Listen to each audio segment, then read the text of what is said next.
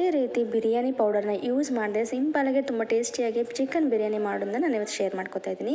So ಬಿರಿಯಾನಿಗೆ hole spices ಈರುಳ್ಳಿ, ಹಸಿಮೆಣಸಿನ್ಕಾಯಿ, ಹಾಗೆ ಟೊಮೆಟೊ, ಪುದೀನ, ಕೊತ್ತಂಬರಿ ಇದಿಷ್ಟನ್ನು ತೊಗೊಂಡಿದ್ದೀನಿ. ಹಾಗೆ ಒಂದು ಜಾರಲ್ಲಿ ನಾನು ಶುಂಠಿ, ಬೆಳ್ಳುಳ್ಳಿ, ಹಸಿಮೆಣಸಿನ್ಕಾಯಿನ ಸ್ವಲ್ಪ ತರ್ತರೆಯಾಗಿ ರುಬ್ಕೋಬೇಕು.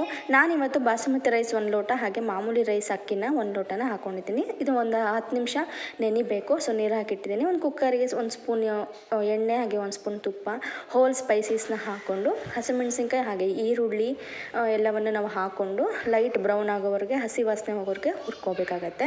ಸೊ ಟೊಮೆಟೊ ಕೂಡ ಆ್ಯಡ್ ಮಾಡ್ಕೋತೀನಿ. ಟೊಮೆಟೊ ಬೇಡ ಅನ್ನೋರು ನಿಂಬೆಹಣ್ಣು ಕೂಡ ಹಾಕಬಹುದು.